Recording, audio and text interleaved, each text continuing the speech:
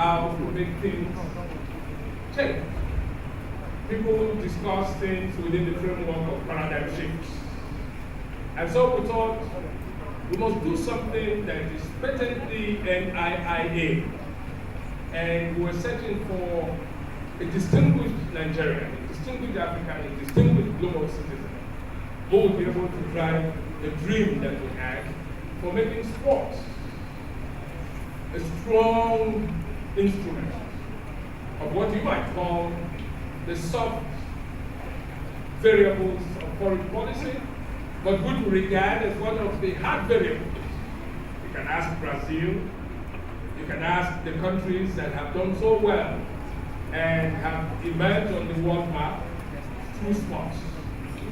And so we started our first conversations with the mathematical himself, who is a distinguished associate fellow of the Nigerian Institute of Technology. And we put him in the thick of this desk. And we said to him, conquer the world the way you did. And I'm happy to report that he's conquering the world. And this third conversation is the third milestone of this whole journey. On the 20th of October, 2022, the Institute was privileged to have on our distinguished podium Professor Bolaji Akinyemi, the former Director General of the Nigerian Institute of International Affairs and the former Minister of External Affairs as the Ministry was then known. He was talking to us on the theme of a new global order. And everyone who had the privilege and honor of listening to Professor Akinyemi pontificate on what he knows best to do left with the knowledge that we needed new paradigms and new frameworks within which to address this very complex task of having an African hold in the emerging new world order. Ambassador Segun Odegbami himself likes to cite a famous African song who says, for too long, we've been spectators at the temple. We've been listening to other people. We haven't been at the temple itself. And that the time has come, if we are going to be meaningfully involved in evolving new world order, we must be at the table ourselves. And what better way to begin being at the temple than using the instrument that has not just the potential, but that has already given us a strong presence in the world, sports. But from our first and second conversations, we also recognize that sports cannot work on its own, and that sports is enmeshed within a much broader, complex whole. And that complex whole has one leg in culture, which we tried to emphasize when we looked at FESTAC as a vehicle for sports. Sports has a lot to do with entertainment and music, the film, the theater, tourism. All of these things are part and parcel of a whole package. And so we thought that in the third conversation, we should look for a way to tease and put all of these things together and see that web of a new thing that will launch us onto something that I don't know now if I should say, or let Ambassador Segun Odegbami come to say it. We have a dream, a big dream. A dream that says Africa will never be left behind again. That the African dream is going to be driven not only by Nigeria and from Nigeria and through Nigeria, but by Nigeria and through West Africa.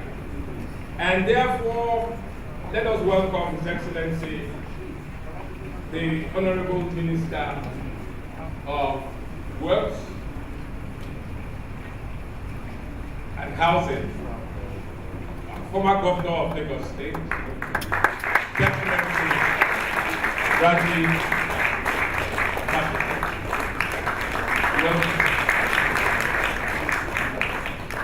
Your Excellency, I'm sure your footsteps are ordered, because I was just about to talk about you, and you have stepped in.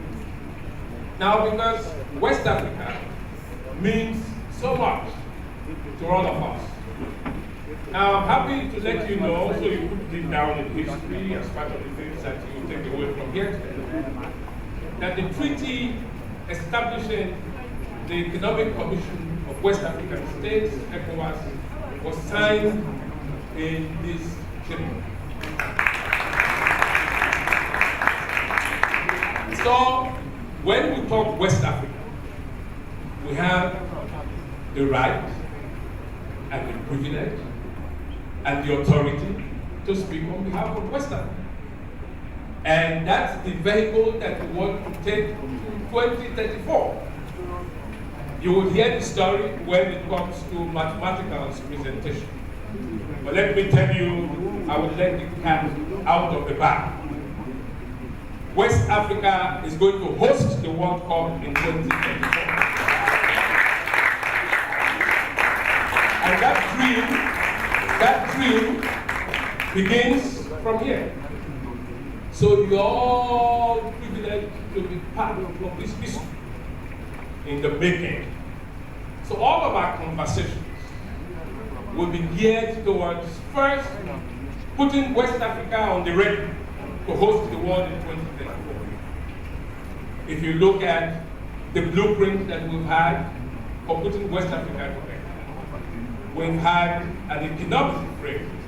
That economic frame is the one that is going to lead us to a common currency.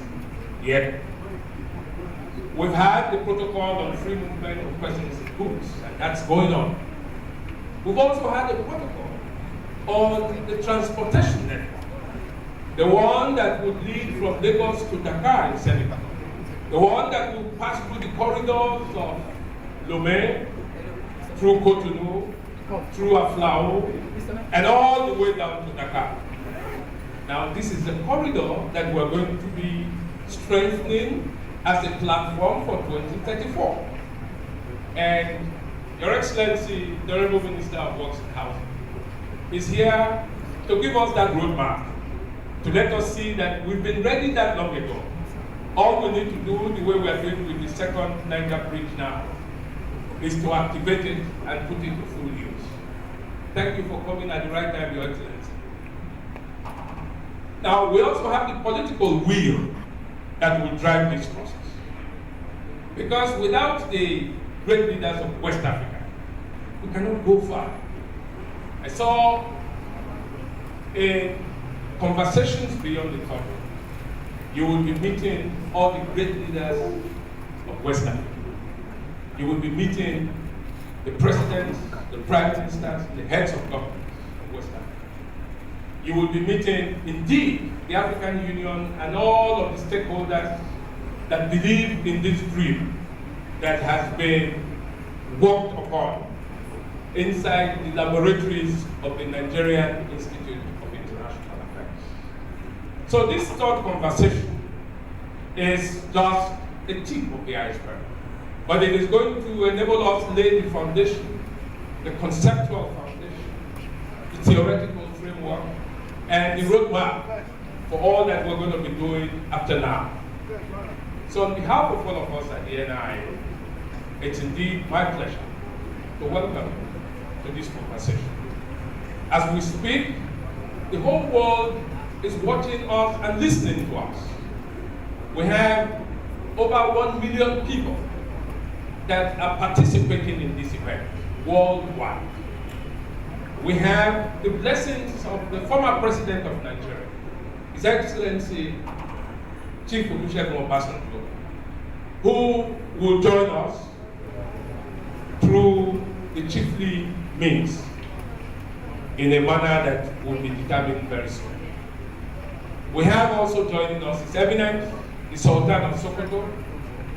We have joining us virtually the General Overseer of the Redeemed Christian Church of God, and so many other eminent personalities who recognize, acknowledge, and accept that indeed the time has come to activate the African spirit, the African drive, the one that has not been duplicated anywhere else in the world. The African drive that Mandela has always talked about, but the drive that Mandela concluded would only be led by Nigeria. So welcome to this lead and this leading of this process. And this is what we are unveiling this morning. And I'm sure that when all of these things begin to happen, you will be grateful that you were part of the beginning. Welcome to our institute. And please sit, listen, contribute, enjoy your stay with us. Thank you very much.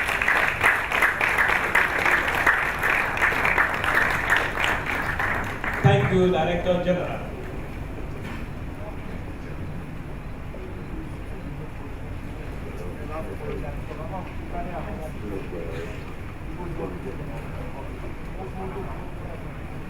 Thank you again, the Director General of the Nigerian Institute of International Affairs.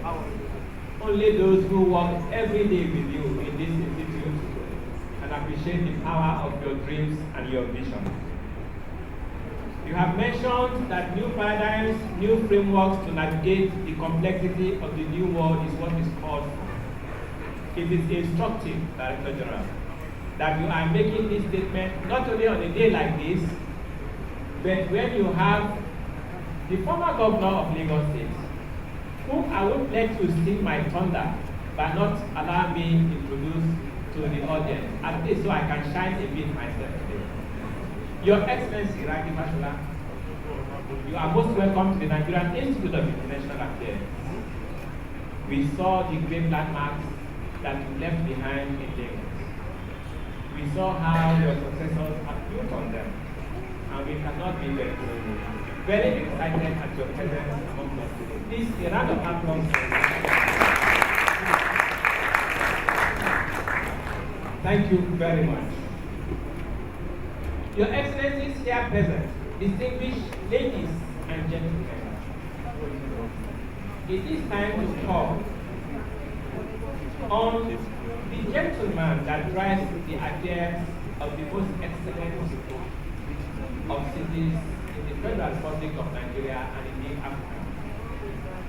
They have given Lagos a lot of names. For me, the most attractive is mega.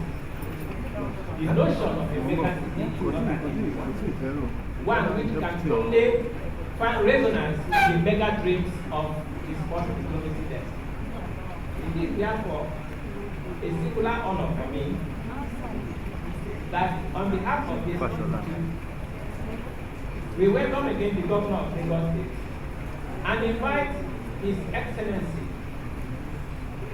Obafemi Hamza, Deputy Governor of Lagos State, to share the thoughts of His Excellency the Governor of the state with us today. Your Excellency.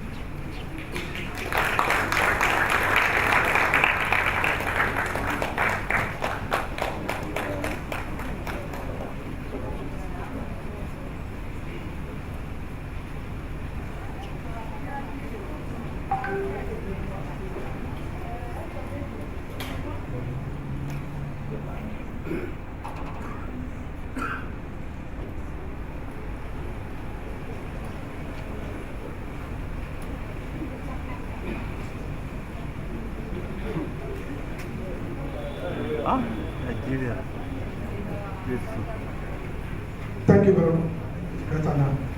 The Director General has told us that we'll be joining some people online, some people will join us virtually.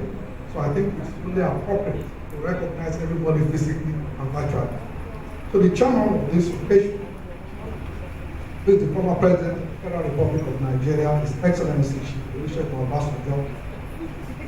Ambassador, in the Indonesia ambassador to Nigeria, His Excellency Dr.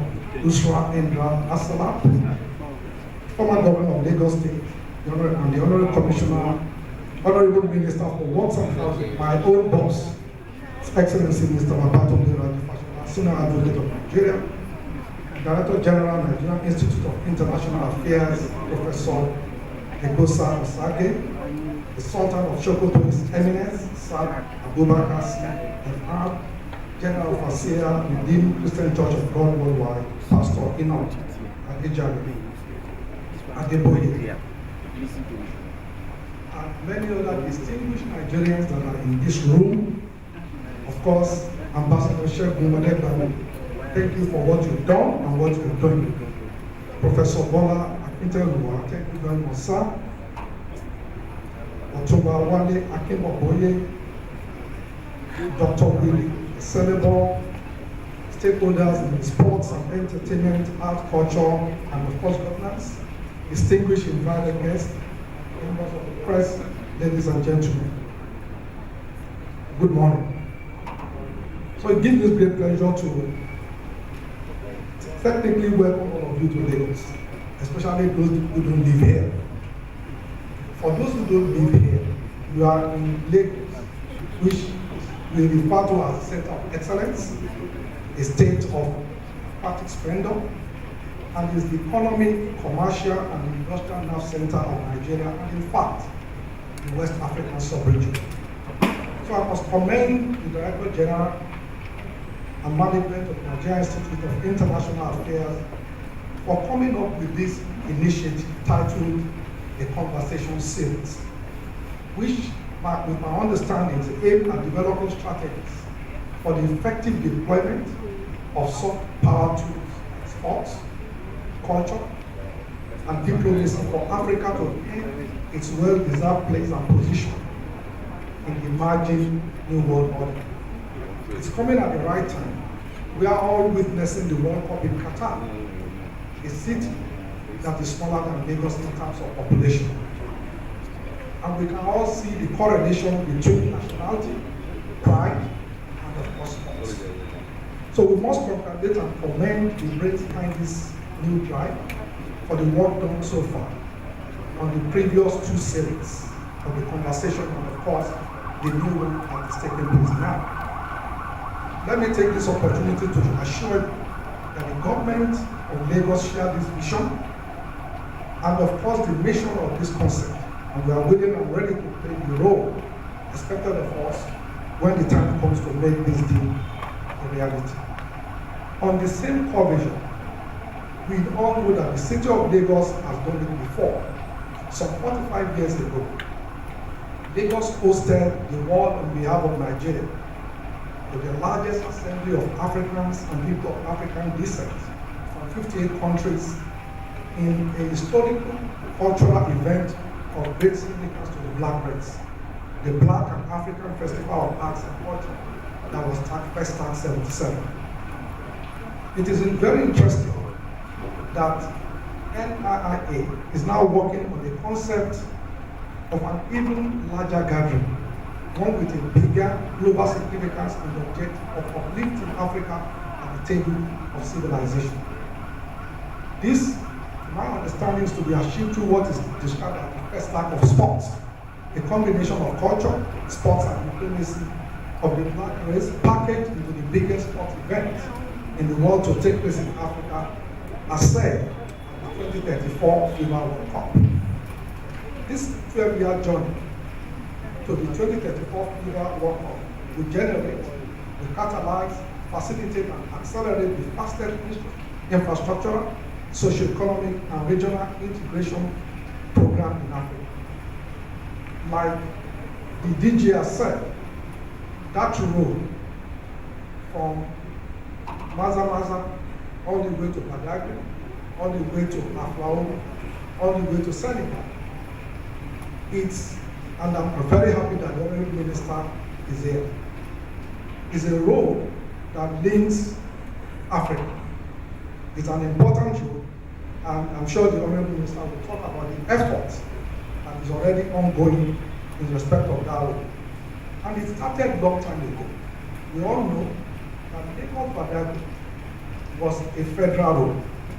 But during Dr. Fashola's time, we took over the road and we built it from a 4-lane road to a 10-lane road.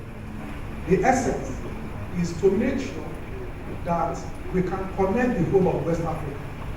So as you know, it started from Surulere actually, all the way. So we awarded it from Surulere all the way to Okomaiko. Now, that was about 62 kilometers when you think about 10 days. And then, of course, now the federal government has taken over from Okomaiko to Agbara, and then from Agbara to the Seme border. So if we are able to finish that part for Nigeria, other countries, of course, will do their part.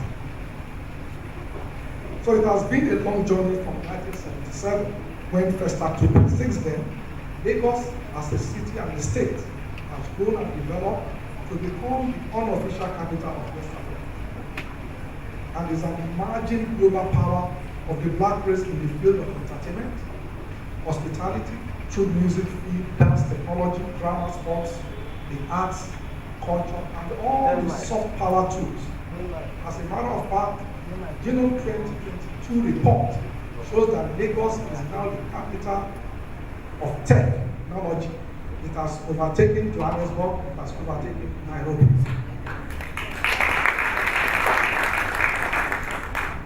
So, and we can all see the example that is set by Qatar. A state, a country that is about 3 million people, with all the foreigners included. Smaller, of course, in terms of population than Lagos State, that has used the World Cup and other smaller cultural and sports events to become the world-leading tourism and leisure destination. The challenge for this institute, Mr. DG, is how do we take this and make sure it becomes reality and other things. As you know, as Nigerians, we are very brilliant. I don't think there's any doubt. I don't think there's any doubt. I recall in 1991, I was a PhD student, and I was in the UK. A professor, anybody who did engineering knows Professor Sterling. Everybody uses it in Nigeria then. So the man wanted to speak. And as an engineer, so I said, I must leave my school, go to London to go and listen to him. And after we finished, fantastic, the man is old, of course, it was 80 something then. But my point is, I now went to the library of Imperial College, and I was looking through PhDs. Imperial College is known for engineering, mechanics. Honestly, of the 1,003 PhDs that I looked through, 418 are done by Nigerians in engineering, all sorts. So the question is not our brain, it's there. So the question is, how do we analyze what we say? And that's the challenge for mathematics, because they have done it on the field. We need to actually put practicality in place. So you need to help us and many others in this. So I wish the Institute and all the distinguished guests here, all the presenters, and the global audience following this conversation, they have a very useful deliberation. And we hope that the outcome of it will be useful for us as a state that will implement sports as a tool for economic development and for galvanizing our youths from the society ills that we find ourselves today. Thank you very much.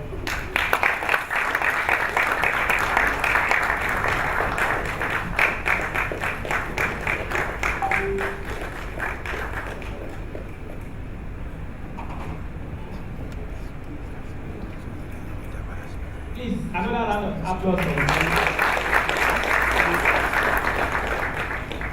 Your Excellency, thank you very much. His Excellency has thrown a challenge for the Nigerian Institute of International Affairs. How do we take this dream into reality? And he singled out the mathematical.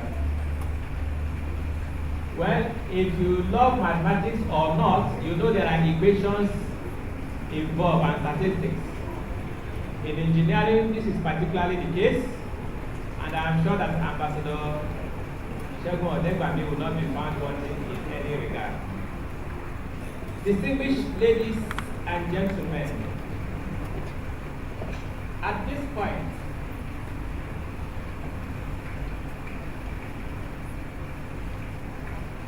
this maybe a second.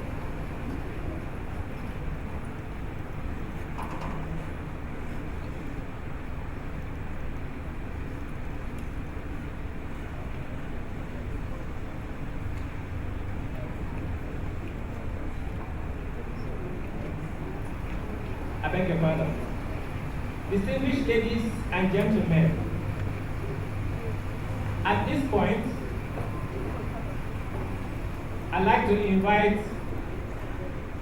His Excellency, the former governor of Lagos State, Mr. Babatunde Raji Fashola, SAN. Your Excellency, please take your place at the podium and share your thoughts with us. Thank you very much.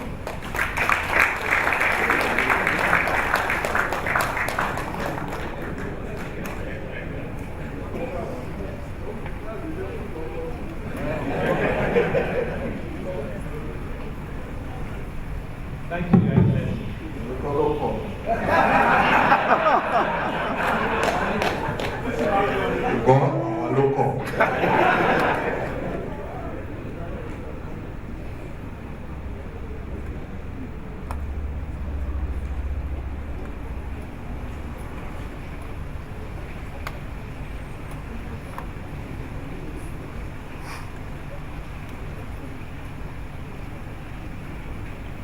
Good morning, and let me adopt protocols already set.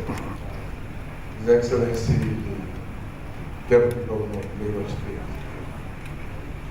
So,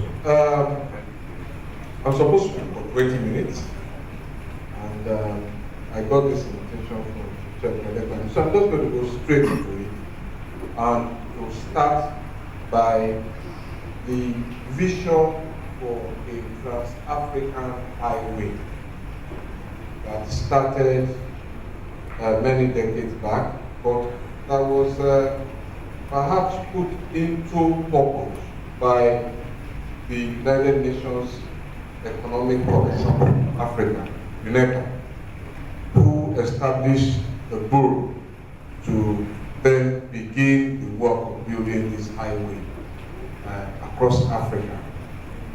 In partnership with the African Development Bank.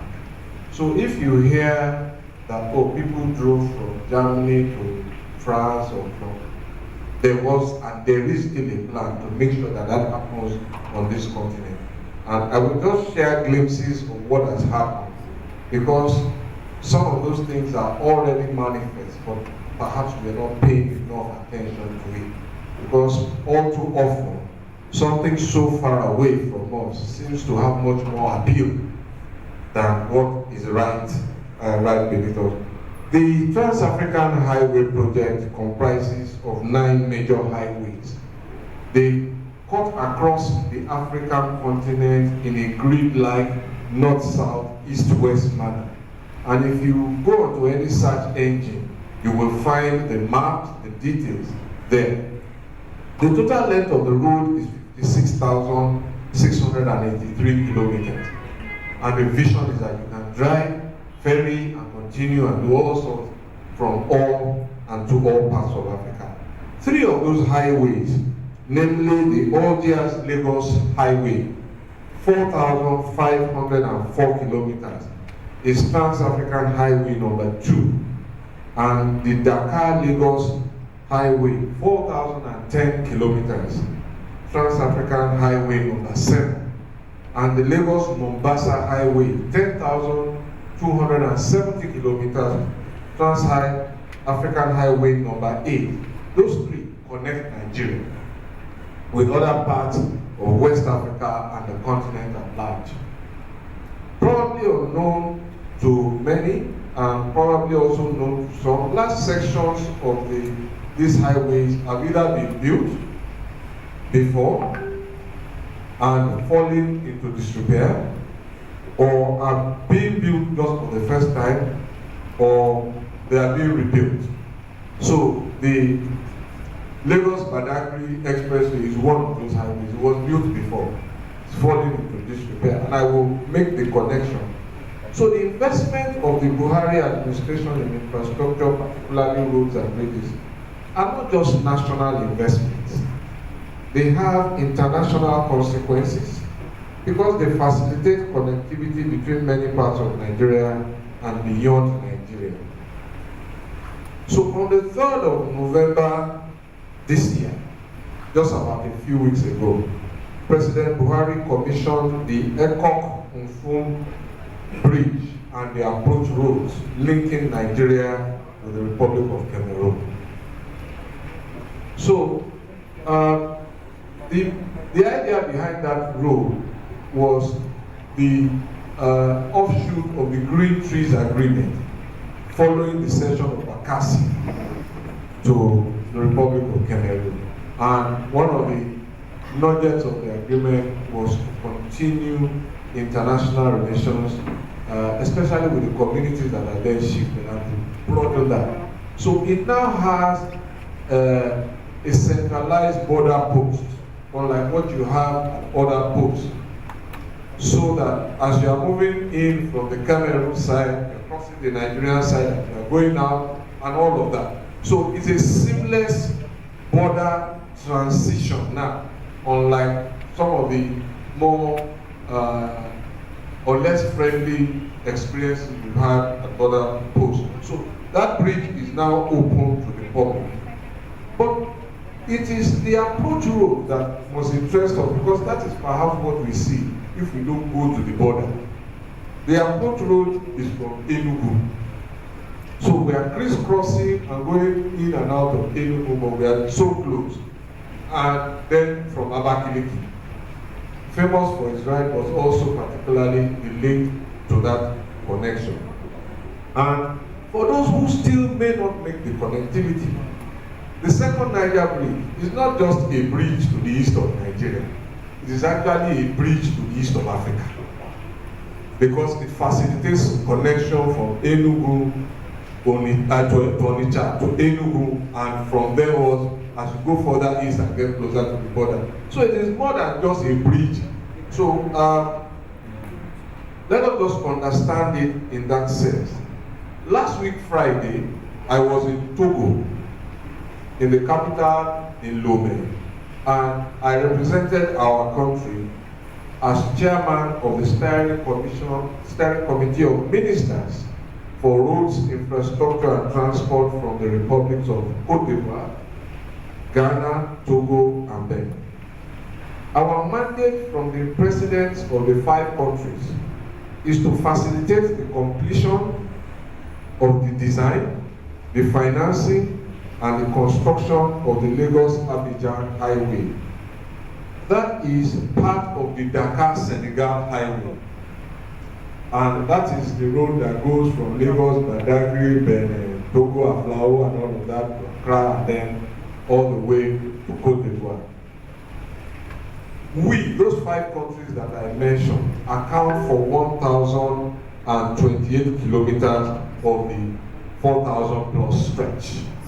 So work has started on this project, and I am also able to announce to you that the infrastructure tax credit policy of the Buhari administration has enabled NMPC to now invest in completing that road by making all of the financing available.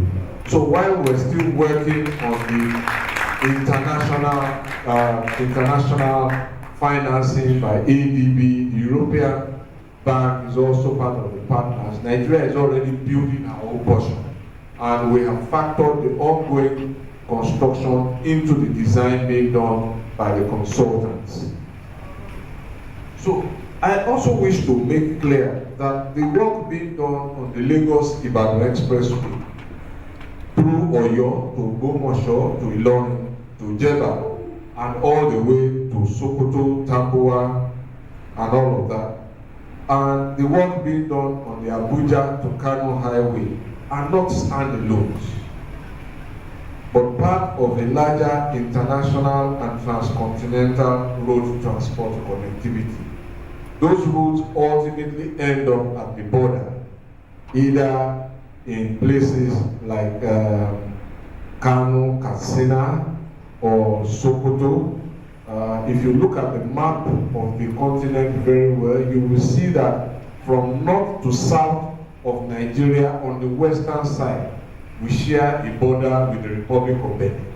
So you can connect Benin from Sokoto, you can connect Benin through Kebbi, you can connect Benin from Ilorin, from Kwara, you can connect Benin from Abeokuta and from Lagos.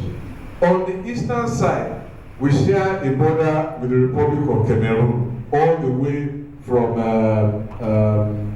Maiduguri and Adamawa, all the way down to Cameroon, to Cross River. So, in between all of these are roads, water bodies that bind us together. So when our government announced that a part of our national rail network was going to link the Niger Republic, there was some outcry. But I thought to myself that the outcry must have been driven by those who were unaware that transport facilities are not ends in themselves, but instead means to larger national and international purposes. Human beings need to connect, they need to interact, they need to exchange and to share. And this happens through business, sports, tourism, and many undertakings. It is the global sea, air, land, and water transportation network that actually makes this connectivity possible. And if you had any doubt about our need to connect, not only by land, sea, and air, we are connected now by global telecommunications cable, so we can shop from our homes and it will get to us. So sports and tourism, I say, are about destinations first. Can I get there? How long does it take to get there? If it takes too long to get there, you've lost the sports, you've lost the tourism. Anybody who comes there by mistake won't repeat it. He won't come again. And that's the difference. So that is why this transport network is so critical. Because you want people to come again and again. And it is that repeated destination engagement that makes the economic side kick in. So you have a fantastic shopping mall in a place that is difficult to access. Once somebody comes there once and says, thank God I escaped, not coming back.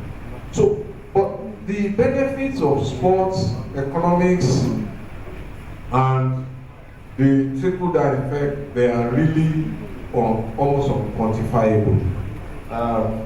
I have excited myself personally just to do some of the possibilities about sports and economy in Nigeria. And I hope that we will elect a president who understands sports. I hope so.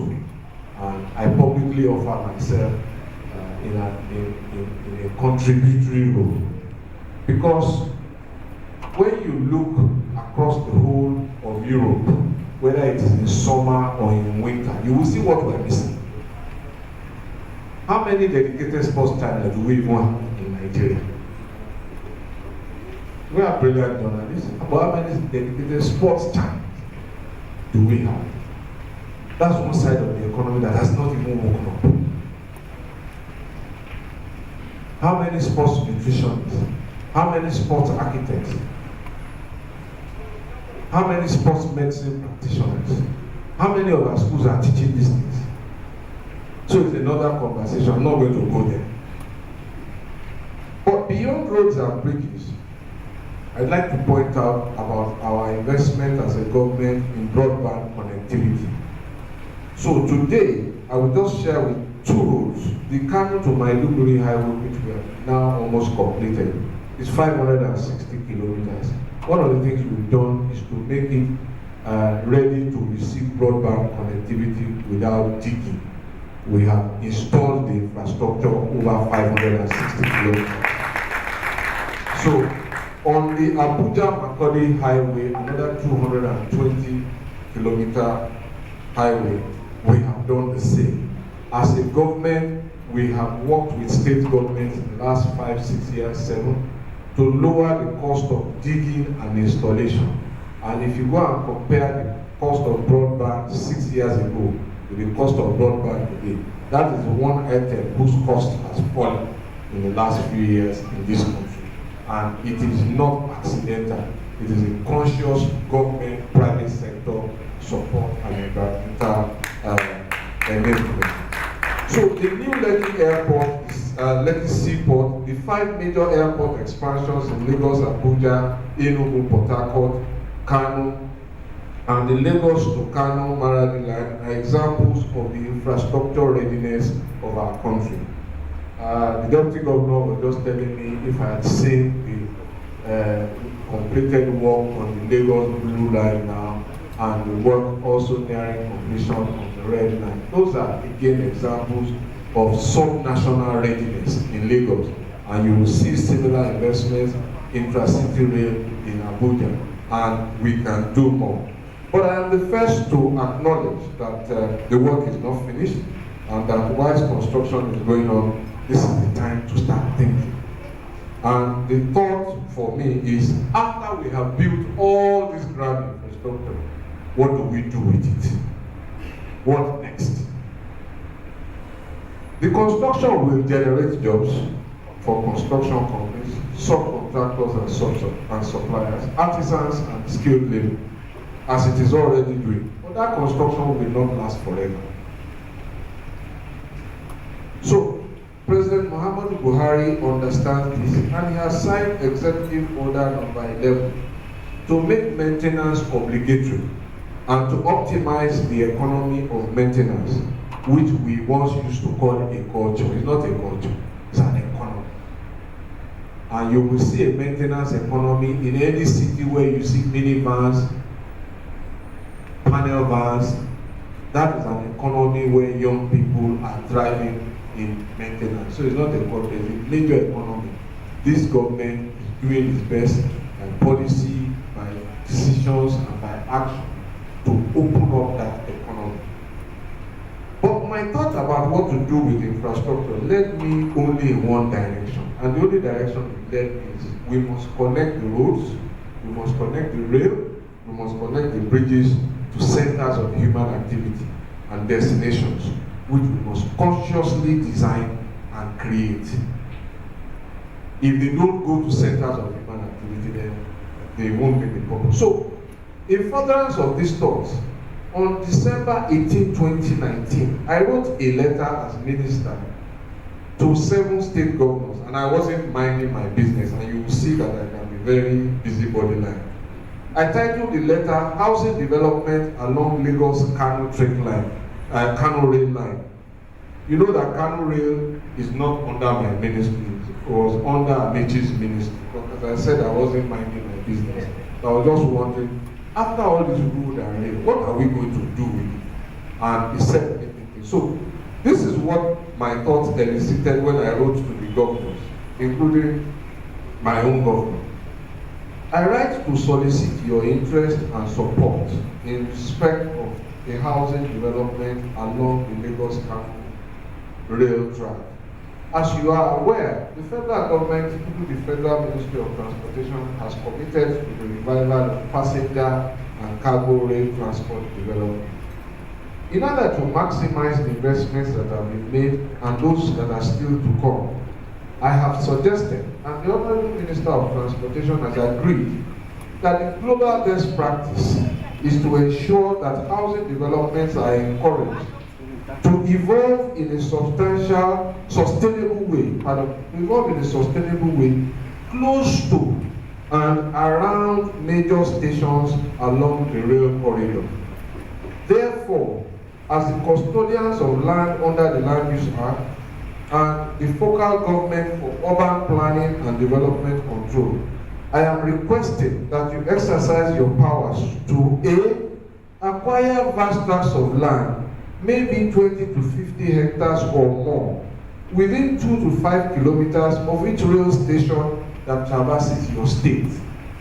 2, direct your town planning and urban development departments to develop master plans for residential, recreational, commercial, educational, industrial, and other uses to control the development and avoid the re-emergence of slums. And the letter continues, please bear with me. Once this is done, the Federal Ministry of Works and Housing can take up some of the land as you may decide to allocate for housing construction, site and services development, while the state government can develop what is not allocated, sell some as it pleases, or engage partnerships at its discretion for the development, without prejudice to your decision as to how your state government elects to proceed. The main purpose of this letter is to elicit your interest to the opportunities that exist for housing development along the rail corridor, in the hope that you will embark on housing development around it and create employment opportunities that housing construction stimulates. The long-term benefits of this approach will maximize the rail transportation infrastructure, ensure that people live close to a transport asset, and ensure that development around the rail corridor, which will happen in any event, is controlled and sustainable. Should you find this suggestion to your liking and consistent with your state's development agenda, kindly reward this request the required priority, please. So, here was what I was thinking. I know that today, if you are bidding to host any FIFA event and you have one stadium of 60, 70,000 in the outskirts of town, and you have a 10,000 seater stadium right in the middle of town, that's what FIFA will be. It's no accident anymore. They want events in human clusters. So I was thinking ahead. So at the time I was thinking about how to revive the National Football League in the hope that small stadium of 10 to 30,000 people can be integrated into the center of those housing estates. I was also thinking of the giant strides made in Nollywood and music, and the absence of purpose-built concert arenas to maximize their talent and grow the industry. This, for me, is an appropriate background to the conversation that Chief Segun Odegbami has invited us to have. So I thought I should make that intro and then just make my small comment. Obviously, he has identified all the moving parts, one of which is infrastructure. Bidding to host local and global events puts to test not only what we have done, but what we can do to improve on what we have done.